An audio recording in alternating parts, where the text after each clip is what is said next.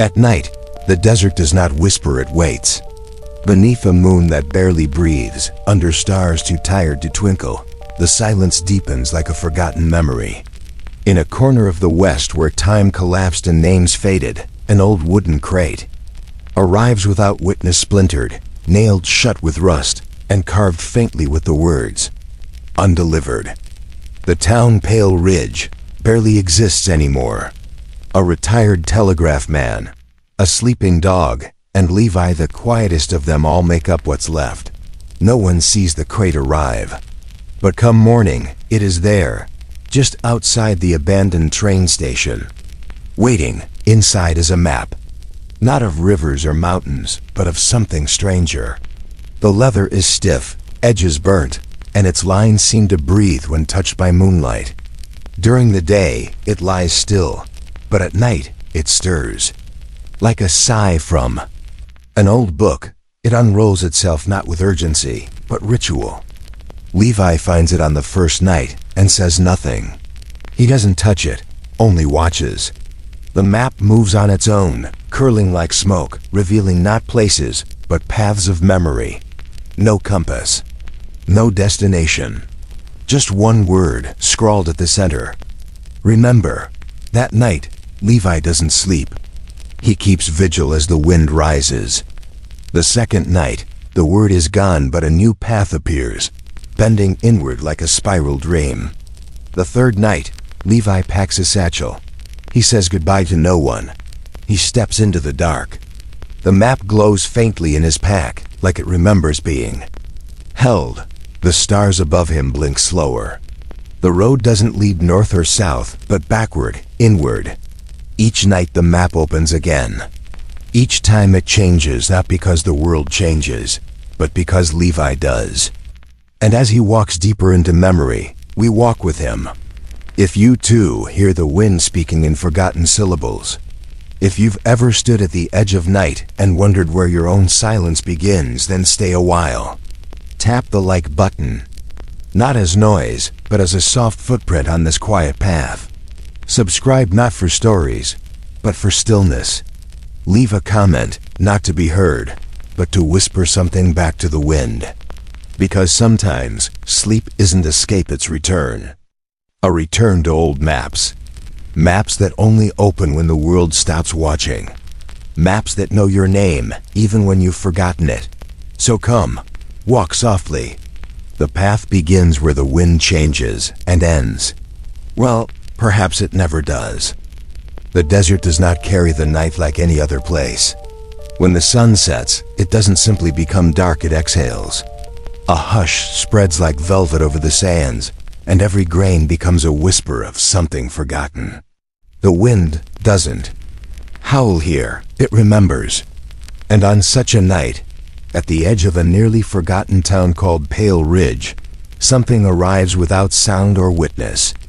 An old crate, battered and dust-covered, sits beside the abandoned train depot by morning. No one saw it come. No horses, no wheels, no footprints in the dust. But there it is. Nailed shut with rusted iron, the faint letters carved into the side read simply, "Undelivered." Pale Ridge has few remaining souls: an elderly farmer named Merton, his quiet dog Jasper, and Grace, the retired railway watchwoman who still checks the tracks twice a day out of habit.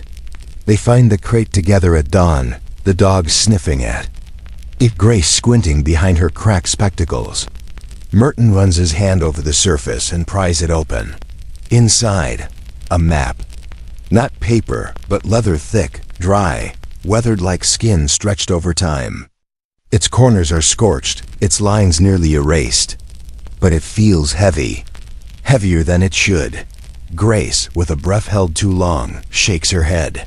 No sender, no destination. This wasn't meant to go anywhere. They say nothing else. Merton tucks the map under his arm and brings it to the only man in town who might understand things without needing them explained, a young, quiet man named Levi. Levi lives in the abandoned print shop. He barely speaks, but always listens. Merton places the map on his work table and walks away without a word. Levi sits beside it, not touching it, just watching. The map does nothing. Hours pass. The sun moves. The wind shifts. And then, night returns. It begins with the rustle of dry leaves, though there are no trees. Then, a stillness deeper than silence. Levi looks toward the table. The map moves. Without hands, without breeze, it begins to unfold. Slowly, as if awakening. From a dream, the leather creaks. The burned edges shift apart. The map lays itself open like a breath finally exhaled. No glow, no shimmer, but movement, deliberate and certain. And in the center of the folds, drawn faint but unmistakable, a circle, a path, and one single word burned faintly into the hide. Remember. Levi does not move. His heart quickens. But his hands stay at his sides. He leans forward. The lines of the map are not rivers or roads. They are like veins, paths of something older. And as he looks, he feels it not fear, but recognition. Something half forgotten, long buried, stirring within. The next morning, the map folds itself again. Neat, quiet, still. Levi places it in an old satchel, closes the flap, and walks to the edge of town. He does not say goodbye. No one would have. Heard anyway. Pale Ridge has forgotten how to listen. By the time the sun rises, Levi is gone. The town wakes to stillness again. But that night, in Levi's absence, the map does not unfold. It stays closed. Because now someone is walking. And the map, it seems, only opens when it is needed, and only for those who choose to follow. If this slow journey through silence stirred something in you, leave a trace behind, a like, a comment, or join this path by subscribing. Because sometimes, the journey isn't forward, it's deeper. And the map only reveals itself at night. By day, the map lies still. No sound, no movement, not even a whisper of purpose. It becomes nothing more than old leather, sun-dried, cracked, and forgotten. Levi keeps it wrapped in a linen cloth inside his satchel. He's walked for 2 days, now across low valleys and through thorn-bitten trails, without once opening it. But each night, when the world fades to silver and the moon lifts itself over the dark ridges, the map begins to breathe. It doesn't happen all at once. At first, it simply hums, not with sound, but with presence. A tension in the air, like the moments before a storm or a song's first note. Levi feels it before he sees it. His fingers twitch. His eyes rise. And in the pale light, the cloth begins to shift. He unwraps it slowly. Not because he fears it, but because something inside him wants to honor the stillness. The leather uncoils by itself, a slow ripple across the sand beside his fire. It doesn't flap in the wind. It doesn't need wind. It opens like memory. Hesitant, reluctant, but impossible to resist. This night, the map shows no paths. Instead, one edge curls inward. A corner, burned black, lifts itself slightly and then falls back. Then again. It is trying to speak, but not in letters or shapes. In movement, in rhythm, Levi watches. Hours pass. The corner lifts again, but this time, it doesn't fall. It remains raised, trembling, like the breath of a word just before being spoken. Levi reaches toward it, but doesn't touch. And then, with a final sigh of creaking leather, the map shifts. From the curled edge, a line unfolds, one thin, dark path that wasn't there before. It slithers inward, hesitant and broken. And beside it, scratched into the leather like a scar, a single phrase appears, only in the dark. Levi doesn't sleep that night. He stares at the path, tracing it again and again with his eyes, memorizing its shape. It's not long, not straight, not leading to anything marked. But the map does not promise destinations. It whispers direction. Only for those who listen at the right time, the silent time. By morning, the line is gone. The map once again is mute, stiff, silent. Levi tucks it away, folds the cloth, and continues walking, not because he knows where to go, but because he knows he must go then. Timing, it seems, is everything. In the next town, if it can be called that, there is only a water pump and an abandoned barn. Levi enters the barn not to sleep, but to wait. He sits beside the satchel and listens. All day, the wind moans through the slats. The sun drips its heat onto the roof. And Levi watches, but nothing happens. He begins to wonder, is he following a map, or is the map following him? That night again, it opens. This time the corners do not curl. Instead, the center folds inward, almost protectively. A new path reveals itself, but only for a moment. It flickers, visible only when the fire dims to its last ember. And then, before Levi can memorize it, it fades. He feels no panic, only a strange comfort. The map is not lost. It is waiting. Testing. It seems to ask, will you still walk even if you don't know? Levi nods to the dark. I will. He wraps the map again. And in doing so, he feels for the first time that he's not carrying it. It is carrying him.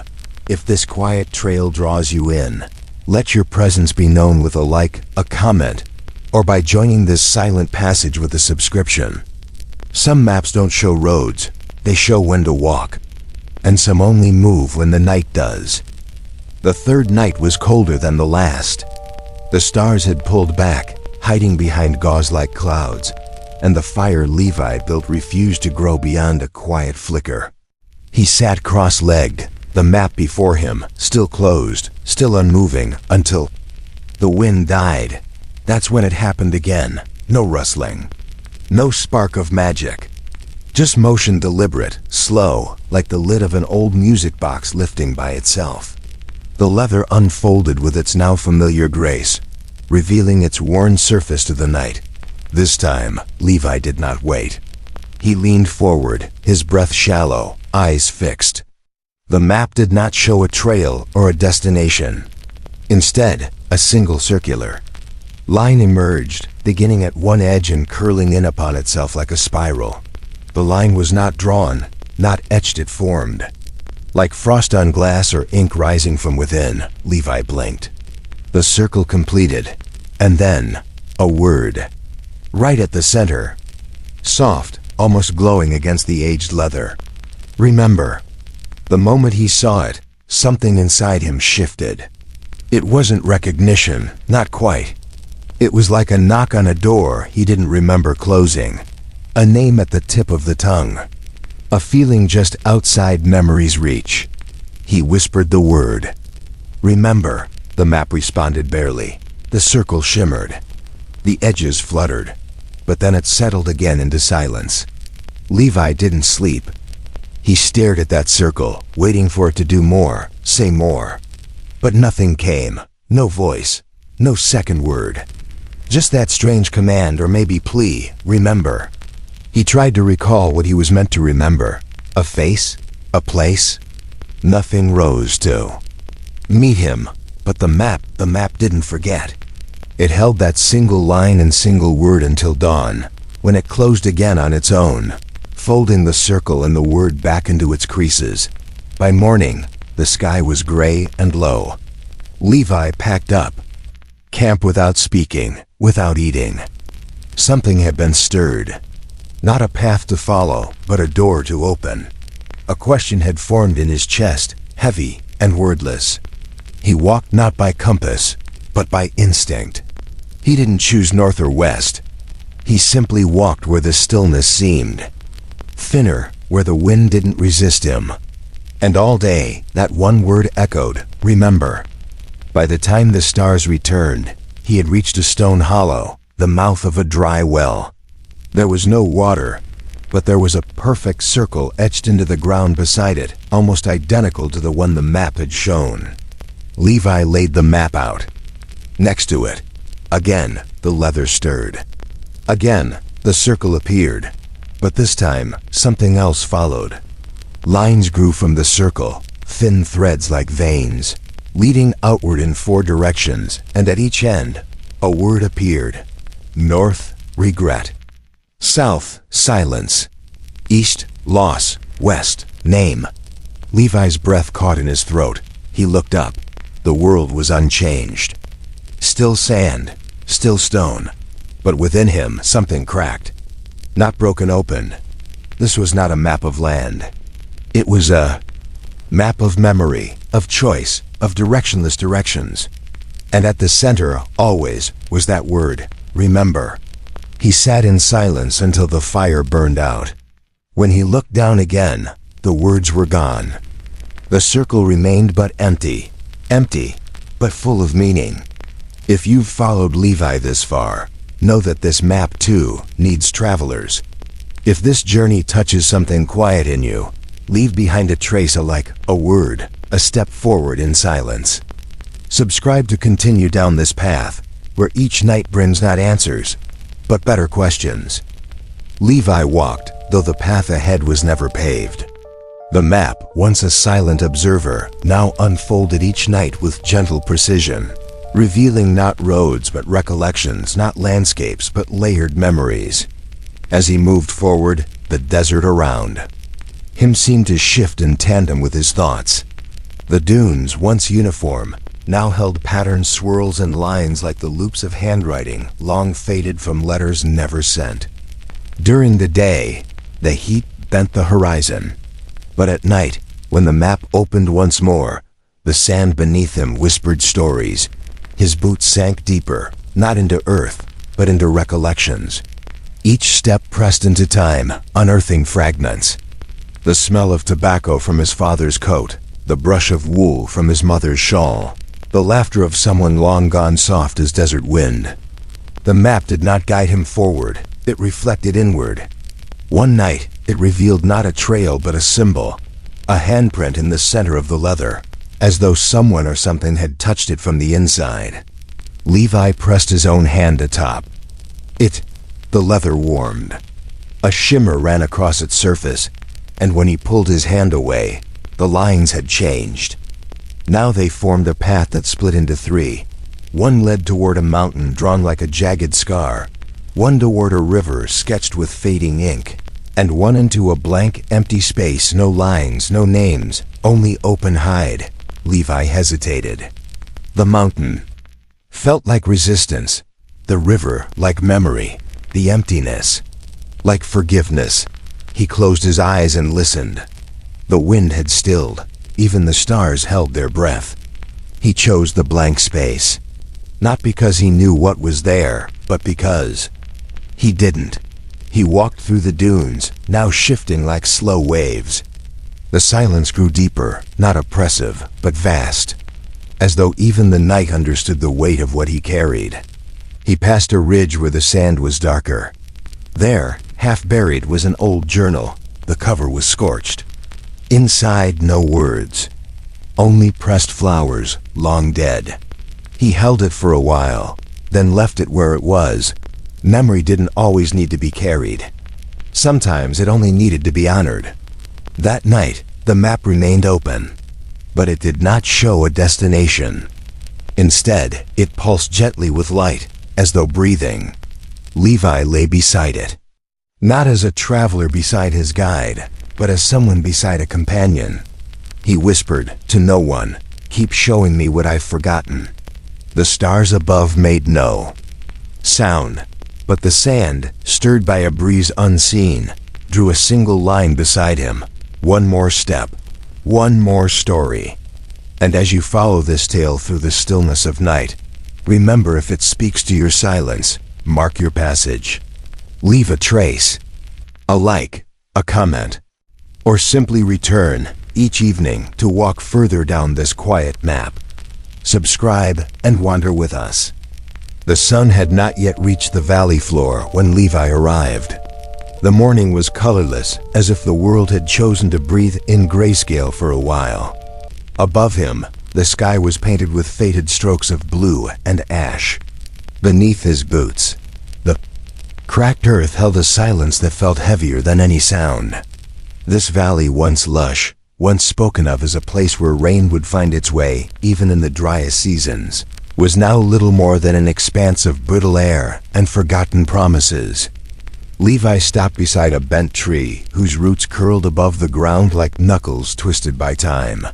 He sat beneath it, spreading out the old leather map that had led him here. The lines on it pulsed faintly in the early light, as though they too hesitated to move forward. For the first time in his journey, Levi felt uncertain. The map had guided him from memory to memory, but this place, this bone-dry emptiness, held no memory he could claim. Or perhaps it was the place of a memory he had long buried. As he sat, a breeze moved low across the valley, too weak to cool, too soft to shift dust. Levi stared at the center of the map, where the lines no longer curved gently like riverbeds or trails. They spiraled now in sharper turns. The map had changed its rhythm. This, he understood, was the first turn, the turning point. The pattern. On the page circled a single word etched in a jagged script. Listen. Not look, not walk, but listen. Levi closed his eyes. The silence was not empty after all. Somewhere beneath the crust of the valley, something murmured, a sound like breath caught between stone and soil. He pressed his palm to the map. It no longer felt like leather. It felt like skin, like memory made tangible. Suddenly, he remembered the stories his mother told on stormless nights, of a place where raindrops once fell upward, drawn to the sky by grief too heavy to settle. This valley, he thought, could be that place. The map's lines pulsed again, and Levi noticed a new mark. A faint circle, not far from his resting spot. He walked to it slowly, each step stirring dust that had not been touched in years. The circle was no more than a shallow depression in the ground, but within it lay something small. A copper coin, greened with age, and carved with the image of an eye closed in sleep. He picked it up, and in that instant, the wind returned. Not a breeze this time, but a true wind, dry, relentless, filled with the scent of faraway ash and coming night. Levi turned to the map. It had folded itself again, but one edge remained slightly lifted, like an unfinished sentence. The coin grew, warm in his hand. He placed it in his pocket and looked back at the tree.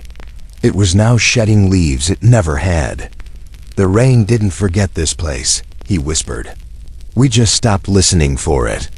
As the valley settled again into quiet, Levi walked on, not away, but deeper. The first turn wasn't an exit, it was an entrance. And he was no longer just a man following a map. He was part of it now, ink among its folds, memory among its bends, silence among its names. Somewhere ahead, he felt, was the sound he had forgotten how to hear. The sun sank behind the hills as Levi stepped once again into the very valley he thought he had left behind. The landscape was the same bent tree, same cracked earth, same breathless sky, but something in the air pressed differently against his skin. He paused, unfolding the map slowly, expecting to see familiar lines curling back into the known path. But the map no longer recognized the trail he had followed. The markings had shifted, subtly but unmistakably. The center of the page now held a symbol he hadn't seen before, a mirrored path, intersecting itself, as though time had doubled back on its own footsteps. Levi sat beside the same tree as before, his back against the familiar bark, but even the shadow cast by its limbs stretched in a different direction now. He checked the sky. The stars overhead had rearranged themselves. No longer a scattering of memory, but a configuration he hadn't seen since childhood. Same place, he muttered, but not the same moment. He didn't need the map to confirm what his bones already knew. Time had curved. It hadn't leapt forward or rewound, it had simply layered. Levi stood and walked toward the shallow depression where he had found the old coin. But the coin was no longer there. Instead, there was a boot print, fresh, soft-edged, just hours old, and it matched his own. He knelt, heart pounding with something between awe and dread. I've been here, he whispered, but I'm here now too. As he rose, he heard it, a footstep behind him. Not loud, Not threatening, measured, familiar. He turned slowly. There, at the edge of the valley, stood a figure. Shadowed by dusk, face obscured by the brim of a hat, body still. Levi didn't reach for his weapon. The stranger mirrored his stillness. A long pause stretched between them, filled only by wind, and the rustling of the leaves that shouldn't have returned. Then, the figure moved one step forward. Levi's breath caught. The stranger moved again, same gait, same weight, same breath. A living echo. It was himself, or the man he had been.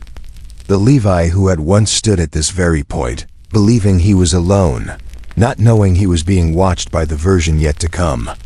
The past had become a witness to the present, and Levi realized this was not about paths but patterns. The map had not led him in circles by mistake, it had led him in spirals, deeper with every pass. The figure didn't speak, nor did Levi. They only stared at one another, eyes meeting across the folds of memory.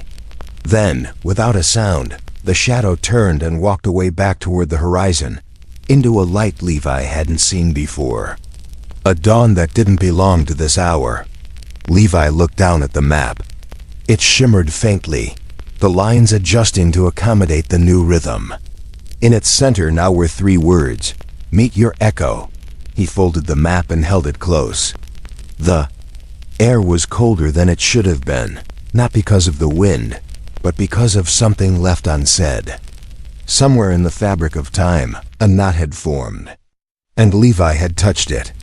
As he left the valley once more, he did not wonder where the path would take him. He only wondered who he would meet next, what version of himself, or what ghost, or what unspoken word might wait in the shadows beyond. The place was the same, but the man had changed. And now, time walked beside him. The desert was colder than expected that night, not from the air, but from a quiet emptiness that clung to Levi's steps like dust. He had been walking for hours, the map folded neatly in his coat pocket, yet somehow he felt as though the ground beneath him was folding too, like every step forward was also a step into something long forgotten. When he stopped to rest beside a dune, he unfolded the map, expecting the usual slow unfurling of paths and lines. Instead, the map revealed the same trail he had walked 3 nights before, the same bend in the path, the same hollow by the cactus tree. Confused, he looked around and realized he was back in the same place, but the colors were different. The air had a scent he hadn't noticed before, like worn leather and cinnamon bark. It was familiar. Levi sat and stared at the map. The trail blinked once, then faded. In its place, a single image formed. A child's drawing, rough and crooked. A house, a tall man, and a little boy holding a circular object. A compass. Levi's breath caught. He recognized the drawing. He had made it decades ago. This wasn't a new path. It was a memory. The map was showing not where to go, but where he had already been, what he had already forgotten. He searched his pack. No compass. He hadn't carried one since the journey began, relying only on the map's nightly guidance. But now, the map gave him no direction, only a reminder, a picture of a moment from long ago. He touched the parchment, tracing the little boy's face with his finger. "Is this who I was?" he whispered. "Or who I left behind?" The stars above pulsed softly. The moon, clouded moments ago, now shone clear and low, casting long shadows across the sand. Levi stood up, the map still in his hand. No lines, no arrows, just a fading image and the feeling that somewhere nearby, something was waiting, not ahead, but behind. He turned. Not north, not south, just around. The wind kicked up a soft swirl of dust, and in the air, for a second, a shape formed. A silhouette of a boy, holding the compass that spun in all directions. Levi stepped forward. The figure didn't vanish. It moved, slowly, into the dunes, not as a guide, but as a reflection. Levi followed. With each step, the sand underfoot changed texture. It felt smoother, warmer, as though memory itself had softened the ground. There were no landmarks, no markers, but Levi wasn't lost. For the first time in nights, he didn't look to the stars or the paper in his hand. He walked by instinct, by heartbeats, by the echo of something unnamed. Hours passed or seconds. Time bent again, curving quietly around his shoulders. In the distance, a soft light shimmered. Not fire, not moonlight, but a gentle glow, pulsing in rhythm with his breath. There, half buried in the sand, lay a compass. Its case cracked, its glass fogged with age. He knelt and picked it up. The needle didn't move. It pointed nowhere, and yet, somehow, it felt right. Levi closed his eyes. The desert was silent. The map remained folded in his hand, light and still.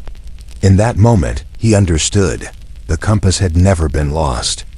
It had been inside him all along, its needle trembling not with magnetism, but memory. And the map, it had only ever shown him what he already knew. He opened his eyes. The figure in the distance, the boy, was gone. The sand was still. Levi turned to the east, or what he guessed was east, and began to walk. Not toward a place. Not toward a past. But toward the part of himself that had been waiting in silence. The desert didn't guide him, it received him. And now, he walked not by stars, not by lines, but by the steady pull of something wordless and true. The desert no longer seemed endless, only layered with time, with echoes, with truths Levi was only beginning to understand. Days had blurred into nights, nights into deeper nights, and somewhere along the line, the map had stopped opening altogether. There were no more instructions, no more glowing lines or whispered directions. Levi didn't panic. In fact, it brought him calm. Something inside him had taken over, something quieter than the wind. One night, as he walked through a narrow ravine where the rocks towered like sleeping giants, Levi felt it before he saw it. A presence, faint but steady, like a breath next to his own. He turned, and there it was. A figure, 10 steps behind him. Shadowed, still, no sound, no gesture, just watching. Levi didn't speak. He didn't run. He simply turned forward and walked on. The figure followed, never closer, never farther. A silent rhythm was set, footstep and echo, breath and stillness.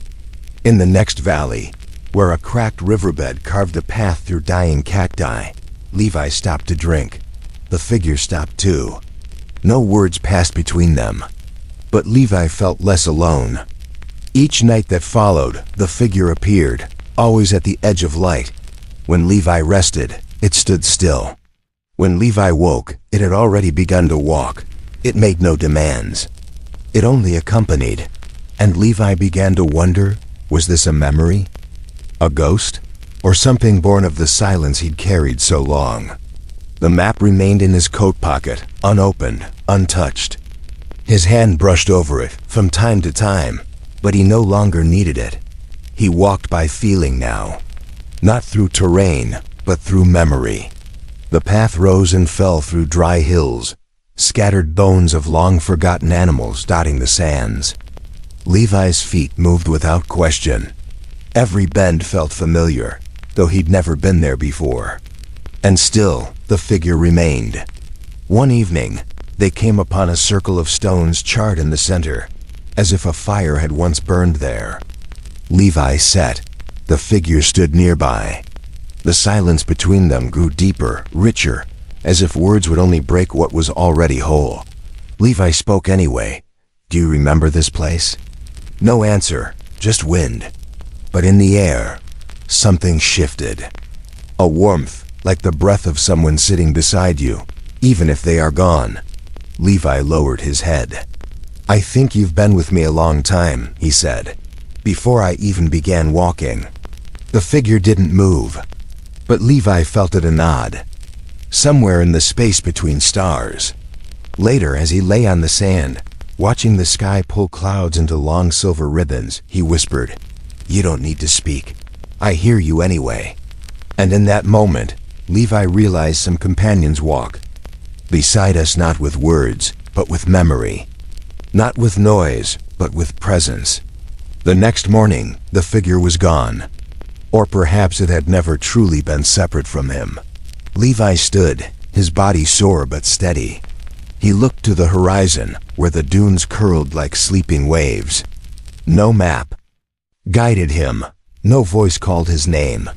But something deeper tugged at his center, not forward or backward, just inward. The desert remained unchanged.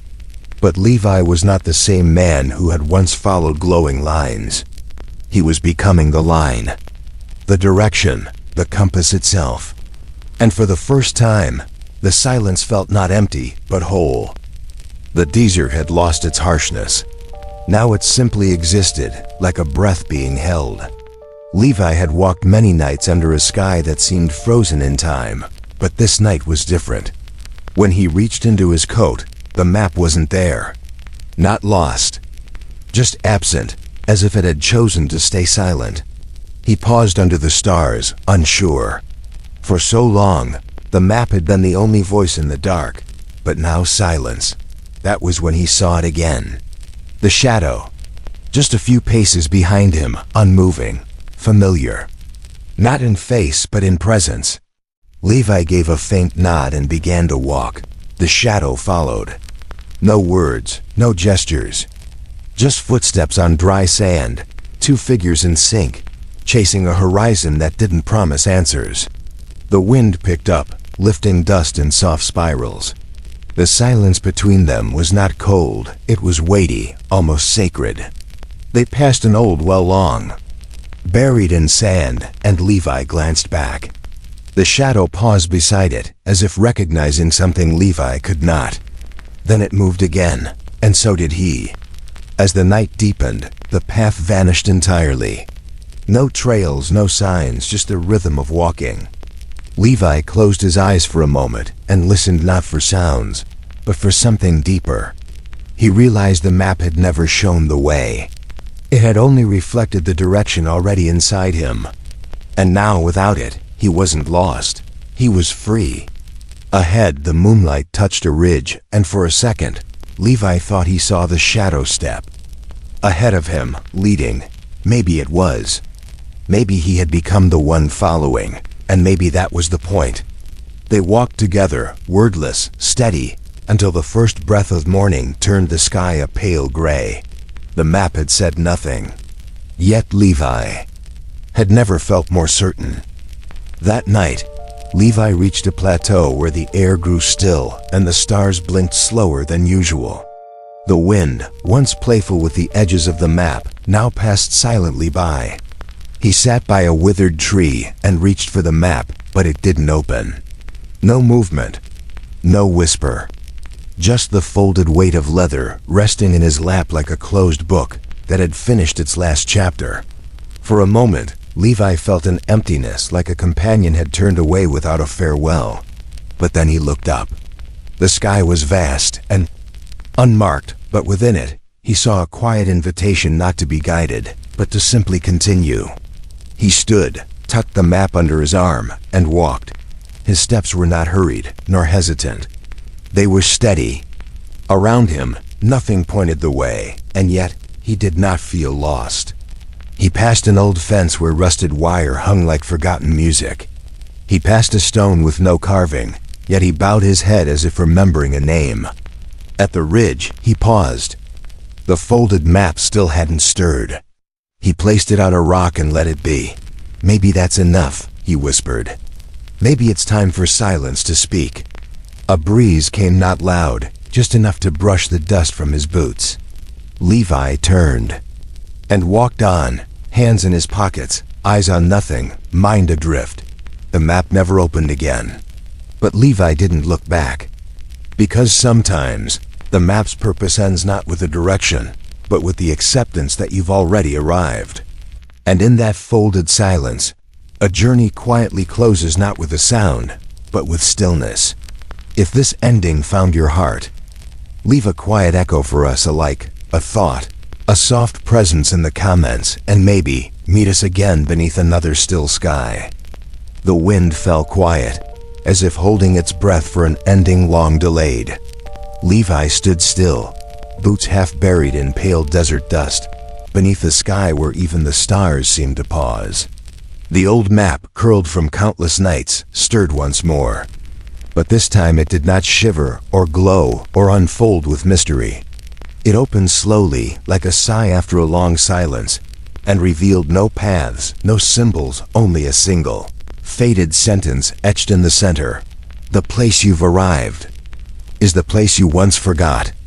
Levi stared, and the words didn't surprise him.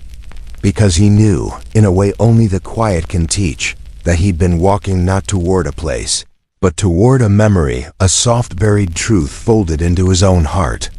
He sat down, not to rest, but to be. Around him, nothing moved.